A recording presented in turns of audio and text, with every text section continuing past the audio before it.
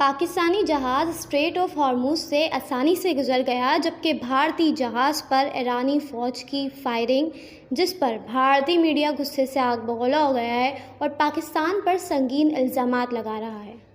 क्या हो गया? अभी तक जो नहीं हुआ था वो हो गया। इराक से भारत के 2 टैंकर, सुपर टैंकर, बड़े वाले टैंकर तेल खरीद के भारत ला रहे थे।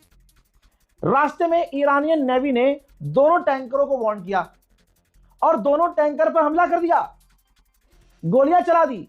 और खबर यह है कि तीसरा टैंकर भी था, लेकिन वो भारत का नहीं। 2 इंडियन सुपर टैंकर पर रिपोर्ट ये देखिए, ये समुद्र देखिए, जग अर्नब और दूसरा था सनमर हेराल्ड। भाई इन पर हमला कर दिया, फिर ये वापस मुड़े। सनमर हेराल्ड ने जो टैंकर था हमारा, उसने कर दिया है। बहरहाल भारत भड़क गया है। ये देखिए आजाद, ये देखिए तस्वीर। भारत ने ईरान के एम्बेसडर को समन किया था, काफी सख्त नाराजगी जताई है, सवाल किए हैं कि भाई क्यों हम पर हमला किया है, कई तरह के सवाल थे। बहरहाल मुझे उम्मीद है कि मोदी सरकार इतना दम तो रखती होगी कि ईरान पर हमला कर दे। मैं इतना मोदी पर भरोसा करता हूं कि मोदी जी बहुत जल्द सख्त बयान देंगे, बहुत तगड़ा बयान देंगे, जिससे दुनिया को पता चलेगा कि अमेरिका इजराइल कुछ नहीं है, असली अगर कोई है तो वो मोदी सरकार है जो ईरान को रोक सकती है। हज़रात, मैं आपको बता दूं कि हो ना हो मेजर गौरव आर्या का यह वीडियो, जिसमें वो इजराइल को अपना सगा भाई बता रहा है और इजराइल को कह रहा है कि लेबनान और गज्जा पर बमबारी करो, 50-50, 100-100 बमबारी करो, क्योंकि ईरान हैदराबाद काउंसलेट ने यह वीडियो रिट्वीट किया था। हालांकि इस हराम के पिल्ले ने दोबारा से काउंटर वीडियो बनाया और उसने जो भी आज तक ईरान को गाली बकी, ईरान के विदेश मंत्री को सुअर कहा और इस जंग में इसने बहुत सारी बातें ईरान को कही, उसकी जस्टिफिकेशन दी है। और भारत के तमाम जागरूक लोगों ने कमेंट सेक्शन उसकी औकात दिखाते हुए भरा है। मैं मोदी सरकार से निवेदन करता हूं कि यह जो जंग छोड़कर भाग गया था मेजर, लंगड़ी टांग का बहाना करके, मेरे दोस्तों मोदी सरकार को अब मेजर गौरव आर्या को सबसे आगे भेजना चाहिए। टैंकर की नोक पर इसे बांधा जाए और वो टैंकर फिर ईरान के स्ट्रेट ऑफ हॉर्मुज़ से गुजारा जाए। तो जो भी चीज सामने से आए वो मेजर गौरव आर्या के समझ लो पिछवाड़े में घुस दिखाकर। डोनाल्ड ट्रंप के पास है ही क्या? हम इसको सरेंडर के लिए तैयार हैं, लेकिन उसके अंदर अभी नया ट्विस्ट आ गया है। आईआरजीसी ने बड़ी ही स्पेसिफिक इंस्ट्रक्शंस दिए हैं कि जो इंडियन शिप्स हैं उसको अटैक किया जाए। ईरान इंडियन शिप्स को अटैक करने वाला है, ऐसा क्यों? वो भी ईरान जिसको भारत ने अब तक पूरा सपोर्ट किया। आप सोच के देखिए, ऐसी इंस्ट्रक्शंस दे कौन सकता है? क्या ईरान देगा, या एक टेररिस्ट कंट्री दूसरे कंट्री के टेररिस्ट को बोलेगी कि भारत को अटैक किया जाए? कौन सा कंट्री है जो ऐसा काम कर सकता है? वो है पाकिस्तान, दुनिया का सबसे बड़ा टेररिस्ट कंट्री। और वो आईआरजीसी जो इस्लामिक राक्षस हैं उनको बोलता है कि भारत की शिप्स को अटैक किया जाए, and it worked. Indian ships को अटैक किया गया, ईरान की गवर्नमेंट की तरफ से नहीं, आईआरजीसी की तरफ से।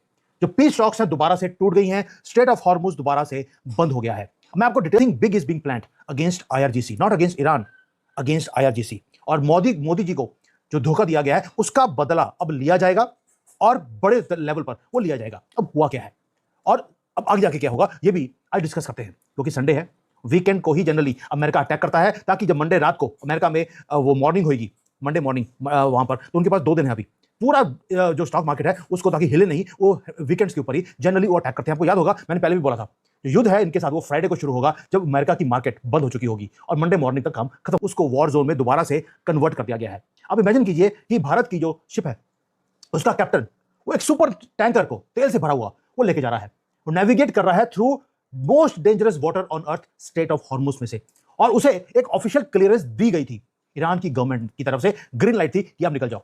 लेकिन ये भी बोला गया कि जो शिपिंग लेन्स हैं वो सारे खुल चुके हैं, सभी की शिप जा रही हैं, आप भी जा सकते हैं, पीस डील सिक्योर हो चुकी है, ईरान की गवर्नमेंट सरेंडर करने के लिए तैयार है। ये सारी इंस्ट्रक्शंस दी गई और जैसे ही आपके पास अप्रूवल आता है, आपका नाम लिस्ट के अंदर है, आप निकलने लगते हैं वहां से, तभी मिसाइल्स आपकी तरफ आनी शुरू होती हैं। ये कुछ हुआ है कल हमारी शिप के साथ, कोई वार्निंग नहीं, कोई रेडियो सिग्नल नहीं। हेविली आर्म्ड ईरान की जो वेसल्स हैं, जो बोट्स होती हैं छोटी मोटी, वो आती हैं हमारी तरफ और हमारे ऊपर फायरिंग होती है मिसाइल्स की तरफ से भी, मिसाइल भी और फायरिंग भी। ऑडियो लीक है मेरे पास, और जो ऑडियो लीक है वहां पर टेरिफाइंग है। जो इंडिया का कैप्टन है जो इस शिप को चला रहा था, वो आता है रेडियो के ऊपर, वो इंडिया जो ईरान के जो रेवोल्यूशनरी गार्ड्स हैं उनको बोलता है कि आपने तो मुझे क्लियरेंस दिया था और अभी आप मेरे ऊपर फायरिंग कर रहे हैं, मुझे एटलीस्ट मौका तो दीजिए, मैं वापस चले जाता हूं जहां से निकला हूं। लेकिन ये धोखा था। What you need delivered with PandaMart. Food Panda, food and more delivered. ये धोखा था। ये पीस डील को खत्म किया गया रियल टाइम में हमारे सामने। उन्होंने वापस भी कर मुड़ने का मौका नहीं दिया। अब आयरनी देखिए क्या है कि जो ये ट्विस्ट है पूरे नाइटमेयर का, वो ये था कि जो ये मैसिव इंडियन सुपर टैंकर है जिसके ऊपर अटैक किया गया, वो कोई सऊदी अरेबिया का या कतर से या यूएई से वो तेल लेकर नहीं जा रहा था, वो ईरान का तेल लेके जा रहा था जो कि बैंड है। आप सोच सकते हैं कि ईरान की मिलिट्री उस शिप के ऊपर अटैक करती है जो ट्रांसपोर्ट इनका ही सैंक्शनड ऑयल लेके जा रहा है। और आपको मालूम है दुनिया में बहुत कम कंट्रीज हैं जिन्होंने ईरान को इस युद्ध के अंदर भी लाइफलाइन देके रखी। हमने सपोर्ट किया, हम इनका सैंक्शनड ऑयल खरीदते रहे अमेरिका ने मना करने के बाद भी, और उसके बदले में हम इनको दवाइयां, इनको चावल, इनको ये वीट वगैरह हम भेजते रहे। हमने इवन की जो इनके सिंकिंग शिप्स थी ईरान की, उसको भी, उसके अंदर जितने भी इनके सेलर्स थे उनको बचाया भी है कुछ हफ्ते पहले। और इस तरह से आपको एक इस्लामिक कंट्री थैंक यू बोलता है। तभी बोलते हैं इन लुल्ला की झूठी कसम खाने वालों के ऊपर आप कभी विश्वास कर ही नहीं सकते। ये जानवर थे, जानवर हैं और जानवर ही रहेंगे। जानवर, मुझे मेरे मामा जी ने बोला था कि जानवर वर्ड यूज मत किया करो, राक्षस है ये लोग, और पूरे दुनिया में ये राक्षस ही रहेंगे। दोस्तों, जो बुलेट चलाई गई हमारे ऊपर, और हमें ये पता लग गया अभी कि जो इंस्ट्रक्शंस हैं शूट करने की स्पेसिफिकली इंडियन शिप्स के ऊपर, वो मुनीर की तरफ से दी गई थी। और मुनीर रिसेंटली ईरान में बैठकर वो लाफ कर रहा था, he was laughing on the cameras. उसको मालूम था कि आगे जाके क्या होने वाला है। अब भारत की गवर्नमेंट का रिस्पांस क्या है, उसके बाद करेंगे कि डोनाल्ड ट्रंप का रिस्पांस वो क्या है। न्यू दिल्ली एब्सोल्युटली फ्यूरियस है क्योंकि जो धोखा दिया गया वो टोटल है। इंडियन गवर्नमेंट ने इमीडिएटली ईरान का जो एनवॉय है यहां पर, उसको बुलाया, उसको पकड़ के खींच के लेके गए मिनिस्ट्री ऑफ एक्सटर्नल अफेयर्स में और मांगे आंसर्स कि तुमने जब क्लियरेंस दे दिया था तो हमारे ऊपर अटैक किया क्यों गया। और मोदी जी ने कल नेशनल एड्रेस भी दिया है 8:30 बजे। शुक्र करिए 8 बजे नहीं दिया, 8:30 दिया है, इसलिए नहीं तो लोगों की धड़कन बढ़नी शुरू हो जाती है। और हम तो यार एक अच्छे दोस्त की तरह इनके साथ डील करते रहे, लेकिन जो पेशेंस है हमारी वो भी खत्म हो चुकी है। और आपको मालूम है कि इंडियन नेवी वहां पे ऑलरेडी खड़ी है। मुझे I don't know whether Modi ji allow करेंगे कि इंडियन नेवी को अब ठोको इनको, इन साले इस्लामिक राक्षसों को। देखते हैं मोदी जी क्या करते हैं। लेकिन क्वेश्चन ये है कि हुआ क्या कल सुबह में और रात में। दोस्तों, मैंने कल भी बोला था कि जो कुछ हो रहा है वो सैबोटाज है इनके कंट्री के अंदर। और सैबोटाज कैसे है? ईरान खुद अपने इकोनॉमिक लाइफलाइन को खत्म करेगा। ईरान का तेल बिक नहीं सकता, हम ले रहे हैं और हमें लेके जाने नहीं दिया जा रहा क्योंकि ईरान की गवर्नमेंट कोलैप्स हो चुकी है अंदर से। हम देख रहे हैं कि जो वहां ईरान के राजदूत तलब हुए और सीधा सवाल हुआ, क्या यह सिर्फ एक घटना है या भारत के खिलाफ बड़ा खतरे का संकेत? रिपोर्ट में देखिए। उसके बाद खबर आई कि 2 भारतीय जहाजों पर हमला हुआ है। फिर पुष्टि होती है कि एक भारतीय जहाज जिस पर 20 लाख बैरल तेल लदा हुआ था उस पर हमला हुआ है। भारतीय जहाज को इस गोलीबारी में कितना नुकसान हुआ है, ईरान ने क्यों भारतीय जहाज पर हमला किया, क्योंकि ईरान कहता रहा है कि भारतीय जहाज हमारे यहां से जा सकते हैं, आजादी है। इस पर क्या खबरें निकलकर सामने आ रही हैं? रविंद्र सर हमारे साथ हैं। सर, क्या खबर आ रही है? देखिए, भारत की तरफ से विदेश मंत्रालय ने तुरंत एक स्टेटमेंट जारी की। स्टेटमेंट जारी करने के साथ साथ ही जो ईरान के एम्बेसडर हैं भारत में, उनको तलब किया गया, उनको लेकर उन्हें भारत की तरफ से सख्त आपत्ति दर्ज कराई गई है। मैं एक पाकिस्तानी हूं लेकिन इंडिया के साथ इजहार अफसोस कर रहा हूं। इजहार अफसोस की समझ नहीं आएगी इंडियंस को, मतलब कंडोलेंस कर रहा हूं कि आपकी सिर्फ दो शिप्स गुजर रही थी स्ट्रेट ऑफ हॉर्मुज से और दोनों तबाह कर दी गई। This is so sad. और एक मशरा भी है कि हर मुल्क पाकिस्तान थोड़ी होता है कि झंडे लहरा के 20 शिप्स गुजर आएंगे स्ट्रेट ऑफ हॉर्मुज से। तो इस बात का ख्याल रखें, पाकिस्तान है। हाँ, अगर मुझे लगता है 2000 शिप्स गुजर आती हैं आपकी, 2000 शिप्स, लेकिन धुरंधर मूवी में, रियल लाइफ में, तो पाकिस्तान है। आप भी पाकिस्तान के झंडे लगा लें, बहुत फायदा हो जाएगा। स्ट्रेट ऑफ हॉर्मुज में पाकिस्तान मौज काट रहा है। शिपिंग डेटा कैपलर और LSEG के मुताबिक पाकिस्तानी झंडे वाला एक टैंकर यानी तेल ढोने वाला जहाज जिसका नाम शालमार है, वो UAE से क्रूड ऑयल लेकर स्ट्रेट ऑफ हॉर्मुज के रास्ते महफूज बाहर निकल गया। इस टैंकर पर अबू धाबी का करीब 4,40,000 बैरल कच्चा तेल लदा हुआ है। पर बताती है कि पाकिस्तान को अमेरिका और ईरान दोनों से दोस्ती रखने का यह इनाम मिल रहा है कि दोनों ताकतें उसके जहाज नहीं रोक रही हैं। पाकिस्तान ने आपदा में अफसर तलाश लिया है, लेकिन पाकिस्तान का दम तब माना जाएगा जब वो ईरान का तेल लेकर, ईरान के बंदरगाह से तेल लेकर हॉर्मुज से बाहर निकले, तभी अमेरिका से उसकी दोस्ती की परख होगी।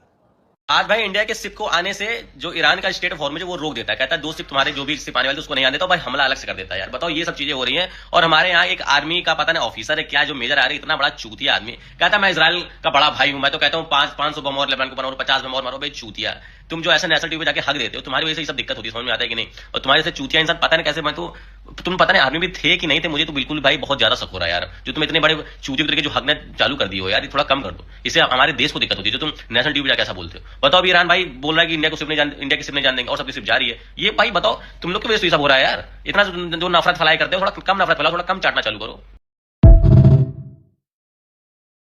इजराइल के लिए सबसे बड़ी खतरे की घंटी बज रही है। पता है क्यों? जनरल आसिम मुनीर का ईरान जाना ये कोई साधारण शांति वार्ता नहीं है। बहुत से लोग पाकिस्तान को सिर्फ अमेरिका का पिट्ठू कहते हैं, और वो यहाँ एक चीज को चूक रहे हैं कि आसिम मुनीर का ईरान की धरती पर वर्दी में खड़े होकर जाना ये एक सीधा सा संदेश है कि पाकिस्तान अमेरिका के साथ तो है, पर वो ईरान को भी अकेला नहीं छोड़ेगा। इस बात हॉर्मुज जल डमरुमत, जहां से भारतीय तेल टैंकरों को गुजरने की पूरी छूट थी, जिस रास्ते माइंस बिछी थी वहां पर भारतीय जहाज बेखौफ आज जा रहे थे। उसी रास्ते पर आज वहां गोलियों की आवाज गूंजी।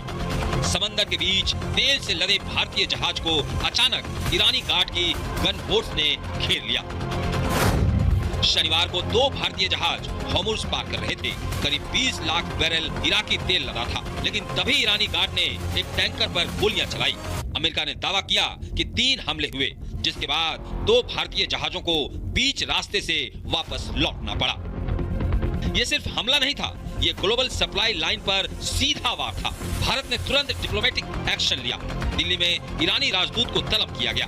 विदेश मंत्रालय ने साफ कहा कि भारतीय जहाजों की सुरक्षा में कोई समझौता नहीं चलेगा, और ये घटना रेड लाइन है। साथ ही ये भी पूछा कि पहले आप सुरक्षित रास्ता देते थे, अब ये फायरिंग क्यों? ईरान का दावा है कि ये कार्रवाई अमेरिका की नाकेबंदी का जवाब है।